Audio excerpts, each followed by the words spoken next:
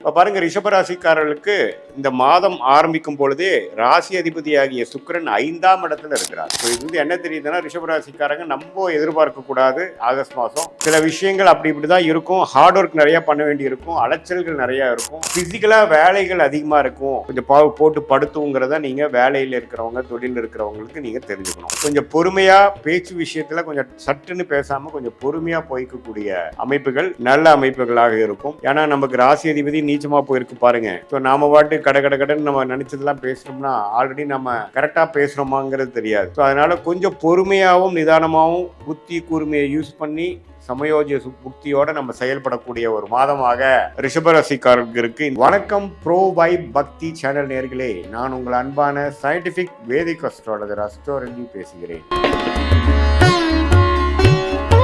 ரிஷபராசிக்காரர்களுக்கு ஆகஸ்ட் 2026 எத்தகைய ஒரு மாதமாக இருக்க போகுதுங்கிறத ஒரு கிரகமும் ராசிக்கு இது மாதிரி இடத்துல சஞ்சரிக்கும் பொழுது, இந்த டிகிரியில சஞ்சரிக்கும் பொழுது இந்த ஆகஸ்ட் மாதம் எது மாதிரி விஷயமாக நாம எதிர்பார்க்கலாம் அப்படிங்கிறத துல்லியமா பார்க்க போறோம். இப்ப பாருங்க, ரிஷபராசிக்காரர்களுக்கு இந்த மாதம் ஆரம்பிக்கும் பொழுதே ராசி அதிபதியாகிய சுக்கிரன் 5ஆம் இடத்துல இருக்கிறார்.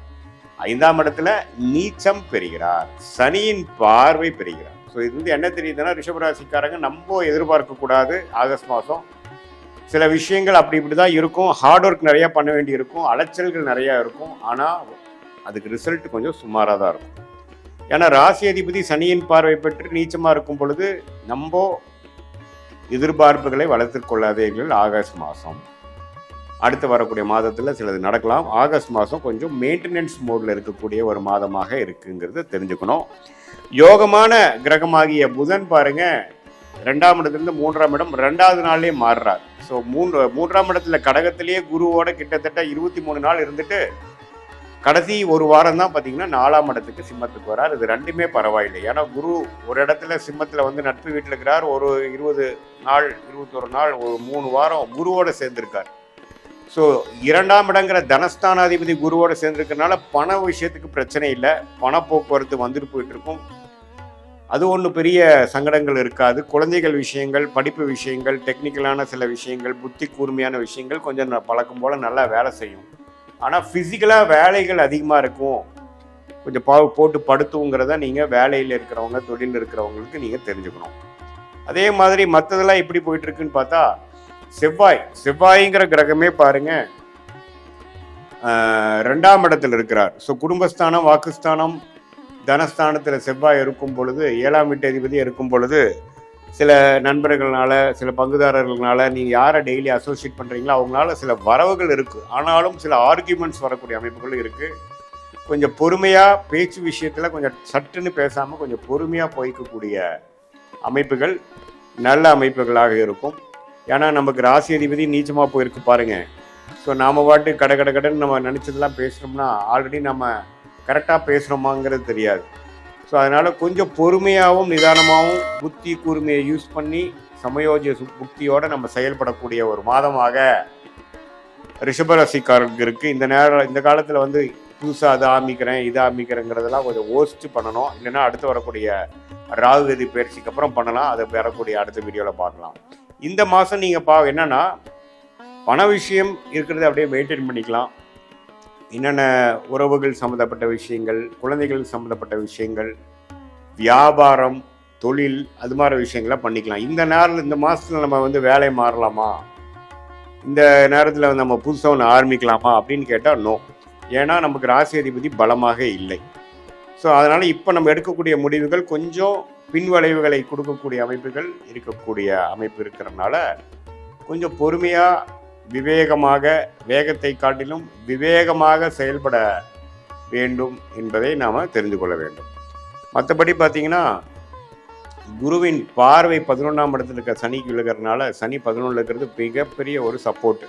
அப்படி ஒன்றும் பெருசாக வாழ்வாதாரம் இழக்கிற அளவுக்கு மோசமாக இல்லை. ஏன்னா சனி 11லேருந்து குரு பார்வை பெறும் பொழுது அது சனி தசையே போயிட்டுருக்கக்கூடிய ரிஷபராசிக்காரங்களுக்கெல்லாம் இன்னுமே நல்ல பலன்கள் தான் இருக்க போகுது. அதனால் தவறு இல்லை.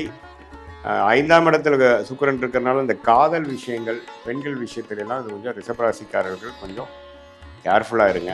ஏன்னா சுக்கிரன் வந்து 5ஆம் இடத்துல வரார், நீச்சப்பட்டிருக்கிறார். சனியின் பார்வை பெறுகிறார். ஸோ அப்படிங்கிறப்போ கொஞ்சம் நமக்கு எல்லை மீறிய உறவு, ஒரு லீகலான ஒரு விஷயத்தில் இல்லாமல் கொஞ்சம் முறையற்ற சில விஷயங்கள், கள்ளக்காதல், அது மாதிரி விஷயங்கள் எல்லாம் கொஞ்சம் நடக்கக்கூடிய அமைப்புகள் அந்த மாதிரி இருக்கிறவங்களுக்கு வர வாய்ப்பு இருக்குது. அதுல எல்லாம் கொஞ்சம் பிரச்சனை ஆகாமல் இருக்கிறதுக்கு கேர்ஃபுல்லாக இருக்கணும். ஏன்னா செவ்வாயின் பார்வையும் பார்த்தீங்கன்னா சுக்கிரன் மேலே விழுகிறார். சுக்கிரன் பார்த்தீங்கன்னா செவ்வாய் பார்வையும் பெறுகிறார், சனியின் பார்வையும் பெறுகிறார். அப்படிங்கிறப்போ உங்களுடைய ராசி அதிபதி ரொம்ப பாதிக்கப்பட்டிருக்கு. ஸோ அதனால் டக்குன்னு நம்ம முடிவு பண்ணி எமோஷன்ஸ்க்கு இடம் கொடுத்து உங்களுடைய விருப்பங்களை வந்து கொஞ்சம் கண்ட்ரோல்டாக வச்சுட்டு ரொம்ப இன்ஸ்டிங்டிவாக நம்மளுடைய விஷயத்தை வந்து போனோம்னா அதுக்கு சில பிரச்சனைகள் வரக்கூடிய அமைப்புகள் இருக்குது. கொஞ்சம் கவனமாக இருக்கணும். மற்றபடி பார்த்திங்கன்னா மாணவர்கள் நல்லா படிக்கக்கூடிய அமைப்பு, காம்படிட்டிவ் எக்ஸாம்ஸ் கிளியர் பண்ணக்கூடிய அமைப்பு, டெக்னிக்கலாக நிறையா விஷயம் கற்றுக்கக்கூடிய அமைப்பு, அதெல்லாம் நல்லா இருக்குங்க. அதே சமயத்தில் ஒரு கல்யாண விஷயங்கள், ஒரு அசோசியேஷன், ஒருத்தரோட சேர்ந்து ஒரு புதிய தொடர்பு வருவது, அது மாதிரி விஷயங்கள்லாம் வியாபாரம், அது மாதிரி விஷயத்துக்கு போய்க்கலாம்.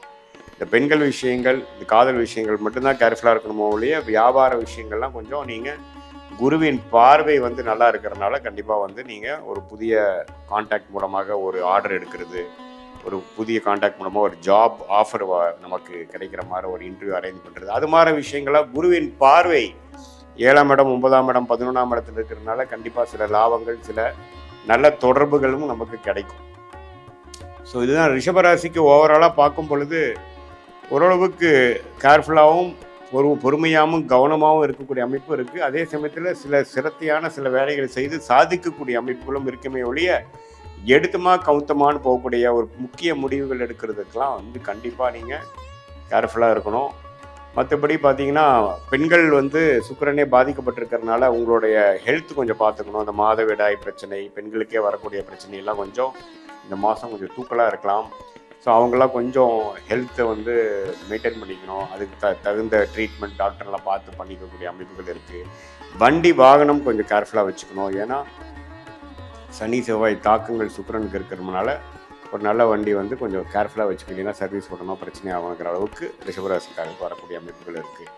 இது வந்து ஒரு பொதுவான பலனை தவிர உங்களுடைய பிறந்த தேதி, பிறந்த நேரம், பிறந்த உரை வைத்து வரக்கூடிய ஜென்ம ஜாதகத்தில் எப்படி உங்களை எந்த லக்னத்தில் பிறந்தீங்க, அந்த லக்னாதிபதி எப்படி இருக்குது, இப்போ என்ன தசைகள் போயிட்டு இருக்கிறத வைத்து தான் துல்லியமான பலன்கள் வந்து இப்போ நம்ம பேசின பொது பலனோட சேர்த்து வச்சு பார்க்கும் பொழுது துல்லியமான பலன்கள் நமக்கு வரும்.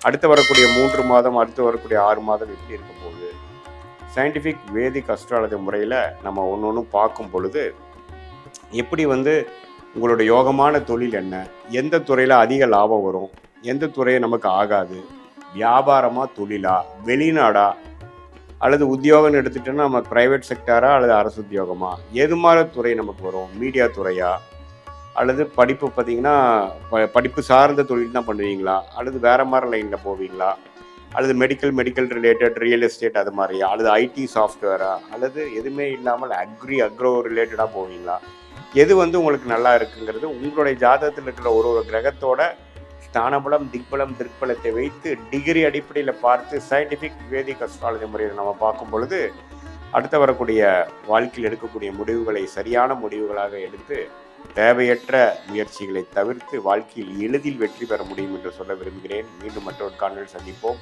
நன்றி, வணக்கம்.